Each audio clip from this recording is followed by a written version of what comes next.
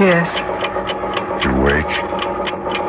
Yes, I've been lying here with my eyes open.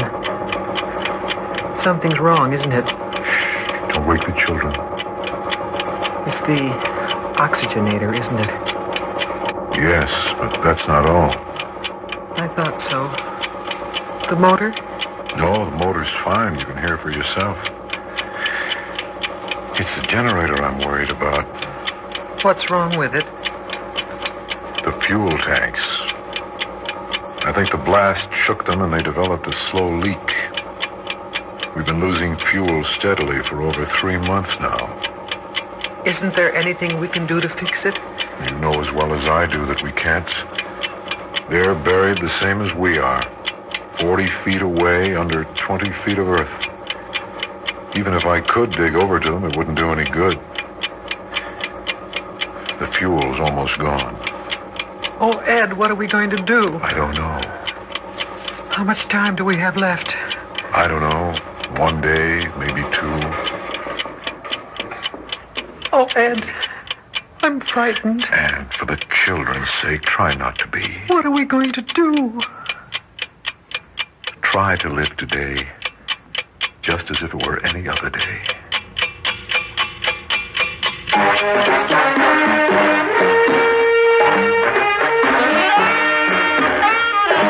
Theater 5 presents A House of Cards.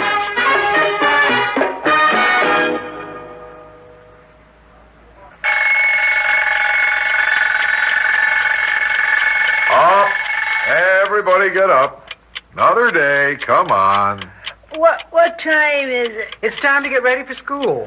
Oh, I don't want to have school again today.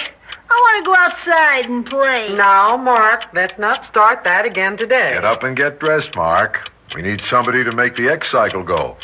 Mother's going to make eggs this morning, and we'll need the extra power for the ventilator. Oh, boy, eggs. Oh, Mary, big deal, eggs. Every day it's the same old thing.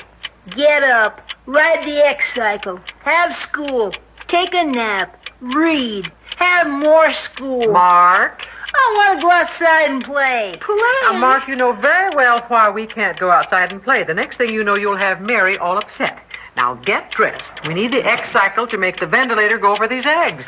Daddy, yesterday Mark said that the bomb was 100 megaton that hit us. I did not. You did too. I did not. All right, that's enough. Well, how big was it, Daddy? I don't know. It was 100 megatons, wasn't it, Dad? No. See? On the radio, they said it was 100 megatons. Let's not talk about the bomb. It's all right, Ann. On the radio, they said it was between 50 and 100. They didn't know for sure. They have no way of knowing. Well, did it knock down our house Yes, and my school? probably. How about Grandpa and Grandma's house? I don't know. I think not. They're pretty far away. Are Grandpa and Grandma still alive? Ed. It's all right, Ann. I think they're still alive, Mary.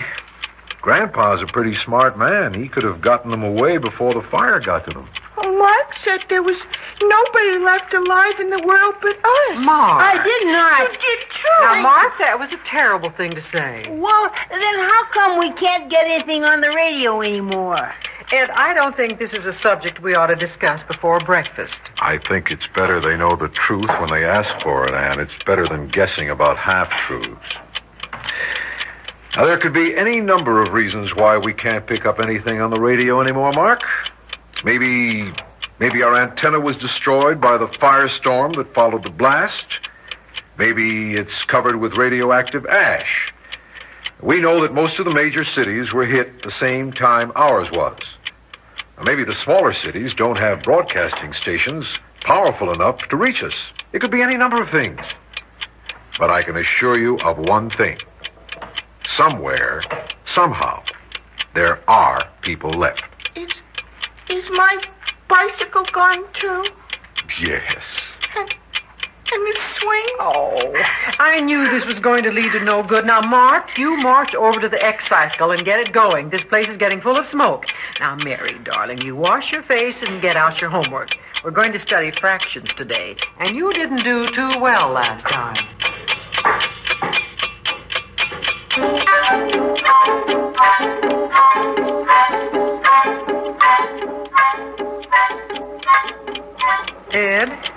Yes?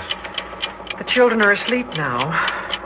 You gave them a pill? Mm-hmm. In their orange juice. It should be safe to talk now. What are we going to do? I don't know. I've been thinking about it. Couldn't we run for it? What do you mean? When the air gives out in here, pick up the children and run. Maybe if we run fast and long enough, maybe we could get out of it. I've thought about that, too. But the circle of radiation may be anywhere from 50 to 100 miles, depending on the size of the bomb and the wind drift. We couldn't make it in a day or 2 days, even if we ran. Can't we open the ventilators? No, it's still too hot out there. The exterior Geiger counter still reads more than 80 Roentgens an hour. If we open the exterior ventilator an hour, it'd be as radioactive in here as it is out there. Why has it stayed so hot so long? You said that within 3 months it would cool down long enough for us to leave. I thought it would. Well, what's gone wrong? I don't know. Any number of things could have. Maybe we were closer to the blast than we figured we would be. Maybe we're covered with radioactive earth. It could be any number of things. Couldn't we open the door and see? No, it's too hot to expose the children to. It could ruin them. Just a crack. I'm afraid not. Oh, I wonder what time it is. 2 o'clock. No, I mean, I wonder what time it is outside. About the same. We don't even know what time it is, the day of the week or anything. Yes, we do. I've kept it all marked off on the calendar. Yes, but how many times has the clock stopped? Twice? 3 times? Exactly twice. Because you forgot to wind it. Because we both forgot to wind Well, I can't do everything. Cook meals on a single burner, keep house, and raise 2 children in a 9-by-12 room. Anne. Oh, I'm sorry, Ed. I didn't mean to snap at you that way. I'm just so tired of it all. It seems you try so hard and you never win. You build a fallout shelter to be safe from the bomb, and you have to worry about the firestorms that follow. So you make it completely self-contained. Water, food, air, enough to last you 6 months in case the radiation's hotter than you think. Annie. And the blast knocks the fuel line loose, and all your plans go up in the air like a puff of smoke. Annie. It just isn't fair, Ed. It just isn't Anne, fair. you've got to control yourself. I'm tired of being in control of myself. It's like a house of cards. You put one in wrong and the whole thing comes tumbling down. Annie, please. It isn't fair. It just isn't Annie. fair. Annie. Is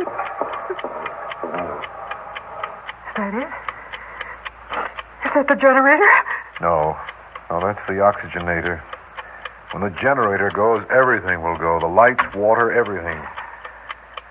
And we've got to make some decisions. Listen. What? Listen. It sounds like digging. There it is. Do you hear it? Yes, I can hear it. Yes, you're right. It is digging. They found us. Somebody's trying to rescue us. Anne, wait. They're here. We're safe. Anne, stay away from that door. But they're here. They found us. Anne, we have no way of knowing who's on the other side of that door. The Geiger counter says it's 80 Roentgens an hour out there.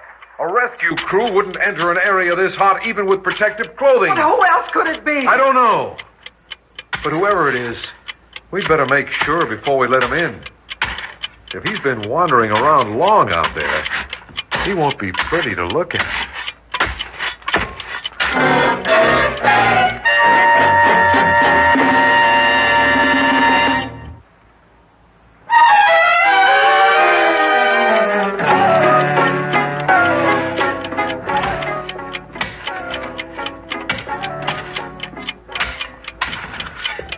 Listen.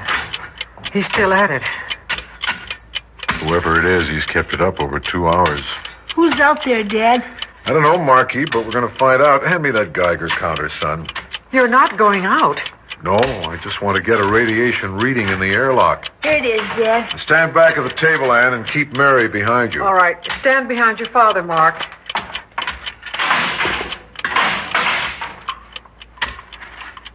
There's a reading of 10 just inside the inner door.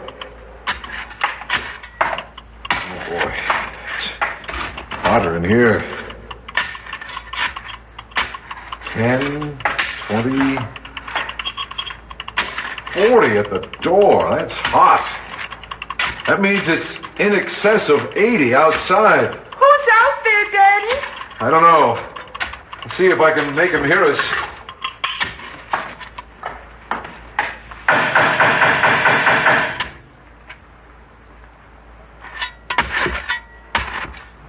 There's someone out there, all right.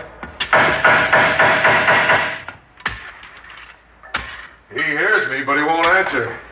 Who do you suppose it is? I don't know. Bill Bigler. What? Bill Bigler from over the next block. He's the only one in our neighborhood that built a fallout shelter besides us. But what would he be doing out there? He's got a Geiger counter. He knows it's too hot to be moving around out there. Food. What? Food. They've run out of food. Do you suppose? I know it is. I talked to Alice on the phone the day after they finished their shelter. She asked me how much food we were stocking, and I said enough for 6 months. Well, she laughed and said they were only stocking for 3 months. Bill said no radiation would linger beyond that, and if it did, they wouldn't want to come up to see what the world looked like. Could be. This is almost the 4th month. They could have lasted this long if they'd stretched things. I know it's them. Oh, they must be starving. We've got to help them. No. And they're our neighbors. We never so much as spoke to them until we built our shelters. But they're human beings. Ed, I'm warning you. Stay away from that door. Ed! My! Anne, put that rifle down. You're frightening the children. If you open that door, Ed Johnson, I swear I'll shoot you. Anne, try to be reasonable. I am being reasonable.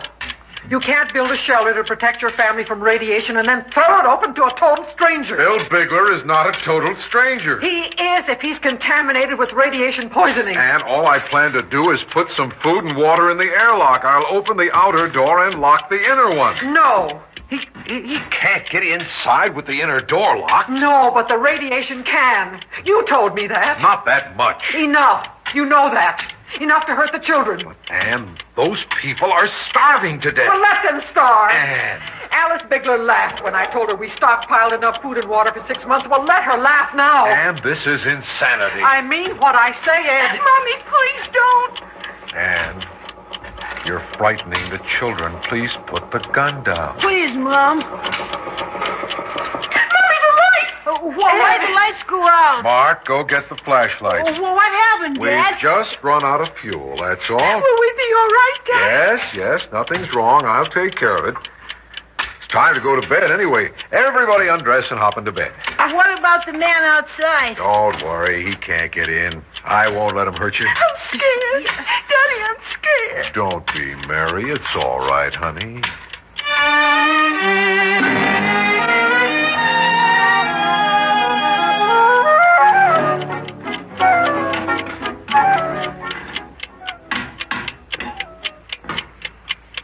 He's still at it.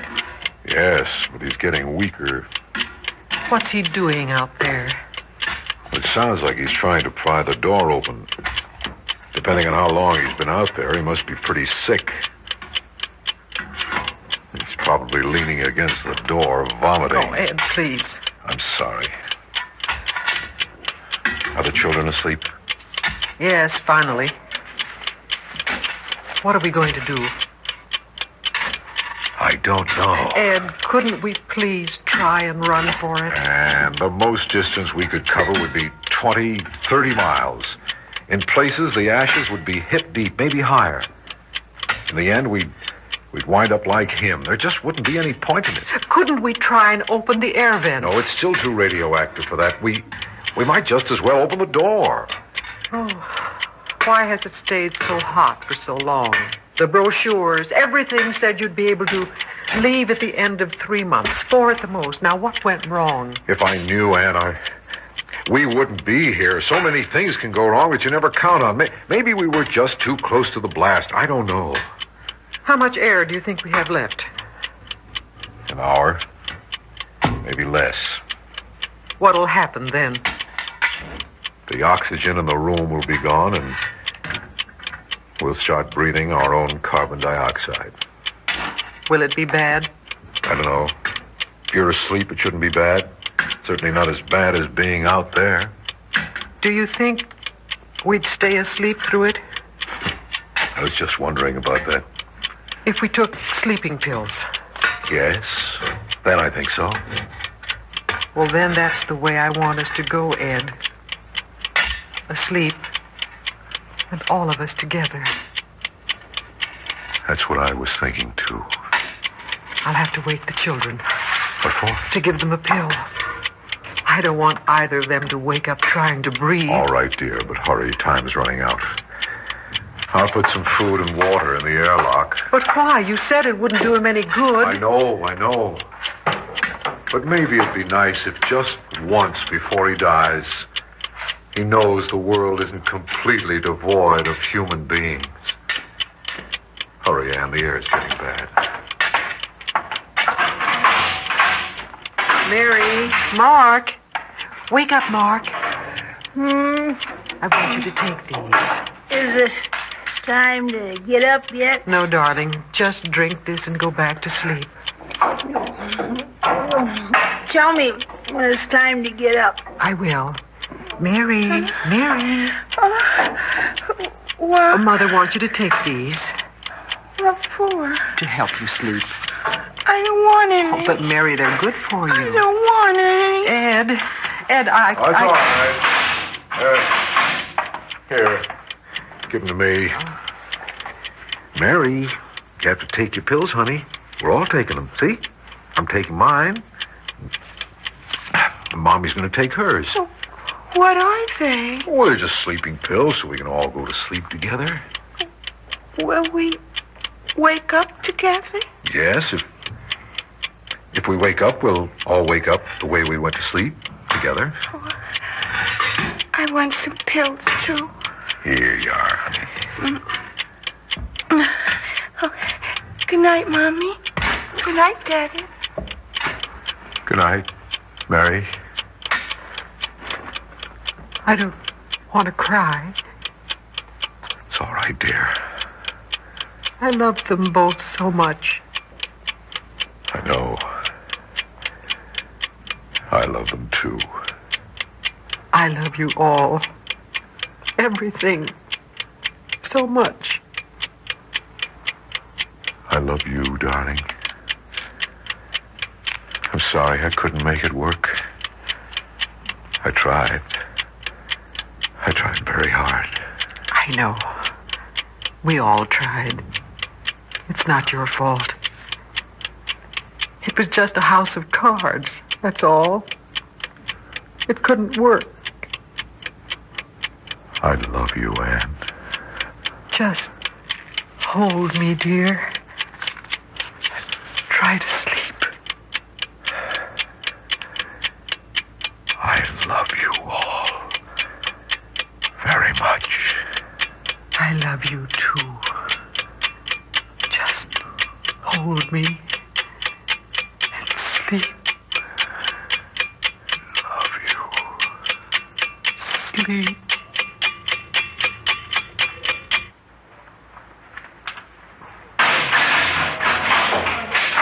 Get those stretchers in here. Take the children first. Take the woman's pulse, Greg. She got too hysterical near the end. Do we have their stomachs pumped, Doctor? No, they took only one sleeping pill apiece. That much will just help them sleep the whole thing off. Be careful with those children there. Would you say the experiment was a success? A family of 4 in a 9x12 fallout shelter for 9 months. Yes, I'd say they did pretty well. But they lost touch with reality toward the end. You probably would have, too, if your only contact with reality was a radio. And suddenly that was taken away from you. But they really thought they were survivors in a fallout shelter. The last people left alive on Earth. Greg, that was the purpose of the experiment. To change the variables until you find the breaking point. Anybody can survive when everything's running smoothly, but break their communication, disrupt their fuel supply, threaten them with the unknown from without, and They did pretty well. For 2 months, they wouldn't mention to each other that they were losing fuel. Neither one would mention it, for fear of frightening the others. They did pretty well. Then the experiment was a success. No, the experiment wasn't a success, but the people were. As long as people have to hide under the ground, all experiments are failures. But maybe we can learn how to protect the people so they can outlive the failures of experimenters. Watch that stretcher there. Be as gentle as you can. That's a human being you're carrying.